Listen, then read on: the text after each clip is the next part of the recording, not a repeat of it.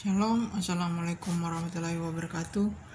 Perkenalkan, nama saya Yeremia Suratmangun dari program studi teknik kimia. Di sini saya akan mempresentasikan tugas dari mata kuliah AIKA Kemuhammadiyahan dengan judul Pemurnian dan Pembaharuan di Dunia Muslim. Rumusan masalah ada 4, yaitu A. Kemajuan peradaban Islam dalam berbagai bidang apa saja. B. Apa sebab-sebab kemundurannya. C. Apakah perlu pemurnian dan pembaharuan. D. Siapakah tokoh-tokoh pembaharu dalam dunia Islam. Selanjutnya pembahasan yang pertama yaitu A. Kemajuan peradaban Islam dalam berbagai bidang apa saja. Di sini ada 5 poin, yaitu terjadinya asimilasi antara bangsa Arab dan bangsa lain. 2. Gencarnya gerakan penerjemah. Yang ketiga, berkembangnya kebudayaan Islam secara mandiri. 4. Termotivasi oleh metode berpikir filosof Yunani. 5. Adanya semangat untuk mencapai kemajuan dalam berbagai ilmu pengetahuan. B. Apa sebab-sebab kemundurannya? Jumlah umat Islam saat ini sudah mencapai 1,8 miliar orang dan tersebar di seluruh dunia. Sebagian besar berada di Timur Tengah, Asia Tenggara, Asia Barat, dan Afrika Utara. Indonesia merupakan negara dengan penduduk Islam terbesar di dunia. Saat ini Islam merupakan agama paling banyak dianut oleh manusia di dunia. Namun ironisnya, dalam bidang ilmu pengetahuan, politik, ekonomi, budaya, dan sosial justru tertinggal dan terbelakang. Mengapa hal tersebut bisa terjadi? Apakah karena penindasan dan konspirasi dari bangsa atau agama lain, sebagaimana seiring digaungkan oleh sebagian atau sekelompok orang dalam Islam? Bisa jadi hal itu benar, namun tidak sepenuhnya benar dan mutlak. Memang saat ini Palestina, yang sebagian besar rakyatnya beragama Islam, masih dijajah oleh bangsa Israel. Lalu ada etnis Rohingya di Myanmar, etnis Uyghur di Cina, dan etnis Melayu di Thailand. Namun itu bukanlah penyebab kemunduran Islam. Akan tetapi, dampak dari kemunduran dan lemahnya persatuan umat Islam di dunia.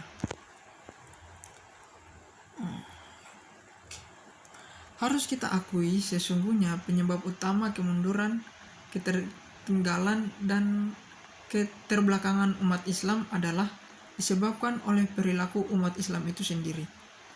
Jumlah orang yang menganut umat Islam memang terus meningkat seiring meningkatnya populasi penduduk. Namun, meningkatnya jumlah populasi umat Islam itu tidak dibarengi dengan peningkatan kualitas keislaman penganutnya. Al-Quran dan hadits yang seharusnya menjadi pedoman hidup bagi umat Islam saat ini sudah mulai ditinggalkan. Ayat-ayat Al-Quran yang mestinya dibaca, dipahami, lalu diamalkan dalam kehidupan sehari-hari hanya menjadi bahan bacaan rutin dan dihafalkan saja. Ayat-ayat Allah itu hanya berhenti di tenggorokan atau paling jauh hanya ada di dalam masjid dan mimbar-mimbar pengajian. Setelahnya, umat Islam akan kembali mengikuti pola pikir dan hasrat pribadinya. Sebagai contoh, perintah pertama dari Allah kepada Nabi Muhammad SAW adalah Iqra atau bacalah. Namun, sebagian umat Islam justru malas membaca. Sebagian umat Islam hanya bergantung pada apa kata ulama atau ustadz. Akibatnya, kita polarisasi ke dalam firqah atau kelompok-kelompok yang fanatik pada ulama tertentu saja, lalu saling klaim yang paling benar. Berikutnya C. Apakah perlunya pemurnian dan pembaharuan? Pemurnian dan pembaharuan perlu dilakukan seluruhnya akibat rapuhnya kalangan muslim untuk menentukan masa depannya. Abduh berpendapat bahwa untuk memulai pembaharuan dalam kalangan umat Islam harus mengembalikan pada pokok-pokok keimanan dan dipandang sebagai Islam yang sebenarnya. Abduh juga mengumandangkan agar tidak mengimitasi buta segala bentuk kebudayaan Eropa yang telah mewabah ke segala sektor. Dan dalam menerapkan ajaran Islam, umat perlu selektif dalam menerapkan ajaran-ajarannya. Artinya, Abduh menyerukan agar umat Islam kembali dan berpegang kepada Al-Quran yang sudah pasti menggambarkan semua syariat Allah atas kehidupan manusia. Sebab Al-Quran secara gamblang menerangkan siklus kemunduran, kehancuran, kejayaan, dan kebinasaan suatu bangsa. Dengan gambaran yang ada tersebut, maka umat Islam diharapkan mampu melihat keadaan dan kejadian yang telah silam sebagai cerminan yang akan ia lakukan di kemudian hari. Di samping itu, umat Islam juga berpegang teguh pada ajaran Nabi yang telah beliau sampaikan kepada umatnya. Maka disinilah tugas dan pembaharu untuk mengedepankan pembaharuannya dan memotivasi umat agar bangkit dari keterpurukannya yang sudah begitu lama. Ini perlu sekali diperhatikan oleh mereka, sebab hingga saat ini kaum muslim di berbagai dunia telah kehilangan kemerdekaan dan kemampuan untuk menentukan dan merancang nasib mereka sendiri. Oleh karena itu, perlu sekali ditekanan kepada Al-Mujadid untuk berani tampil di pentas dunia dan membangun dengan gagasan-gagasan Quraninya sebagai sebuah sumbangan nyata terhadap peradaban Islam yang besar. Maka dari situlah Muslim akan mampu kembali bangkit dan meraih posisi unggul yang pernah dicapai oleh generasi-generasi sebelumnya pada masa Rasulullah dan para sahabatnya. Berikutnya D. Siapa tokoh-tokoh pembaharu dalam dunia Islam? Berawal dari kemunduran yang dialami oleh umat Islam dan Barat, semakin menunjukkan eksistensinya sebagai pusat peradaban. Akhirnya munculnya banyak pemikir-pemikir Islam yang tersadar bahwa keadaan umat Islam saat itu sangat terbelakang. Maka mereka melakukan suatu gerakan yang menghasilkan gagasan untuk membangkitkan umat Islam dari keterpurukan itu. Dan sangat banyak tokoh-tokoh yang memberikan jasanya pada masa itu. Berikut tokoh-tokoh tersebut. Yang pertama, Muhammad bin Abdul Wahhab.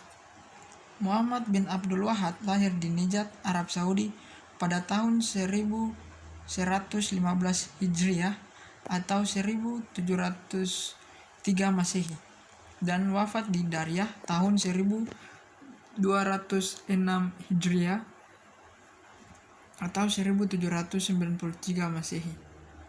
Nama lengkapnya adalah Muhammad bin Al-Wahhab bin Sulaiman bin Ali bin Muhammad bin Ahmad bin Rashid bin Barid bin Muhammad bin Al-Masyarif At-Tamimi Al-Hambali An-Najji. Muhammad bin Abdul Wahhab merupakan seorang ahli teologi agama Islam dan seorang tokoh pemimpin gerakan keagamaan yang pernah menjabat menjadi mufti Daulah Saudiyah yang kemudian berubah menjadi Kerajaan Arab Saudi seperti saat ini. Dia juga merupakan seorang ulama besar yang produktif, karena buku-buku karangannya tentang Islam mencapai puluhan buku. Di antaranya adalah buku yang berjudul Kitab At-Tauhid yang isinya tentang pemberantasan syirik, khurafat, takhayul, dan bid'ah yang terdapat di golongan umat Islam, yang mengajak umat Islam agar kembali kepada ajarannya dan kembali kepada ajaran tauhid yang murni. Tokoh yang kedua yaitu Muhammad Abduh. Muhammad Abduh dilahirkan di desa Mahalat Nas di Kabupaten Al-Buhairah, Mesir pada tahun 1850 Masehi atau 1266 Hijriah. Berasal dari keluarga yang tidak tergolong kaya dan bukan pula keturunan bangsawan. Nama lengkap beliau adalah Muhammad bin Abduh bin Hasan Kahirullah. Muhammad Abduh hidup dalam kehidupan keluarga dari petani di perdesaan. Namun ayahnya dikenal sebagai orang yang terhormat dan suka memberi pertolongan di desanya. Semua saudaranya Muhammad Abduh membantu ayahnya untuk mengelola usaha pertanian. Tapi Muhammad Abduh ditugaskan oleh ayahnya untuk menuntut ilmu pengetahuan. Mungkin karena Muhammad Abduh sangat dicintai oleh kedua orang tuanya, sehingga ia disuruh menuntut ilmu. Tokoh yang ketiga yaitu Jamaluddin Al-Afghani.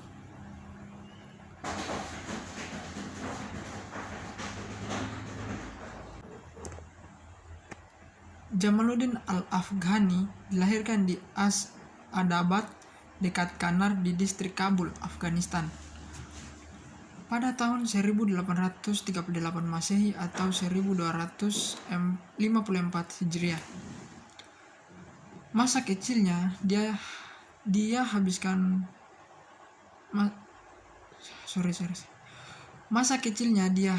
untuk belajar Al-Quran, sehingga pada usia 8 tahun Jamaluddin Al-Afghani telah memperlihatkan kecerdasannya yang sangat luar biasa. Dia sangat tekun mempelajari bahasa Arab, sejarah, matematika, filsafat, dan ilmu-ilmu keislaman. Hingga akhirnya Jamaluddin Afghani dikenal karena kejeniusannya dalam ensiklopedia.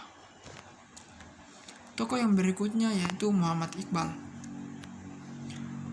Muhammad Iqbal dilahirkan di Sialkot pada 22 Februari 1873. Dia lahir dari keluarga yang nenek moyangnya berasal dari lembah Kashmir. Beliau memulai pendidikannya kepada ayahnya sendiri yang bernama Nur Muhammad. Ayahnya ini dikenal sebagai seorang ulama. Setelah menamatkan sekolah dasar di kampungnya, Muhammad Iqbal ini melanjutkan perjalanan ke Lahore. Di kota ini ia mendapatkan binaan jiwa muda yang berhati baja oleh Maulana Mir Hazan, seorang ulama di Lahore yang merupakan teman ayahnya. Tokoh yang terakhir yaitu Rashid Ridha. Rashid Ridha dilahirkan pada tahun 1865 di Kalamun, suatu desa di Lebanon yang letaknya tidak jauh dengan kota Tripoli, Suriah. Rashid Ridha adalah murid Muhammad Abduh yang terdekat. Menurut keterangan, dia berasal dari keturunan Al-Husain, cucu Nabi Muhammad SAW. Oleh karena itu, dia memakai gelar Al-Sayyid di depan namanya. Semasa kecil, ia dimasukkan ke madrasah tradisional di Al-Qalamun untuk belajar menulis, berhitung, dan membaca Al-Quran. Pada tahun 1882, dia meneruskan belajarnya di Madrasah Al-Watiyah Al-Islamiyah, Sekolah Nasional Islam di Tripoli. Madrasah ini selain dari bahasa Arab, diajarkan pula bahasa Turki dan Prancis. Dan di samping pengetahuan-pengetahuan agama, juga pengetahuan-pengetahuan modern. Sekian dan terima kasih. Mohon maaf apabila salah membaca atau salah mengucapkan kata. Sekali lagi saya minta maaf karena kebetulan saya beragama Nasrani, dan itulah mungkin saya bisa mohon maaf jika ada kesalahan dalam pengucapan dan perkataan. Saya mohon maaf, mungkin itu kekurangan saya. Terima kasih. Assalamualaikum warahmatullahi wabarakatuh.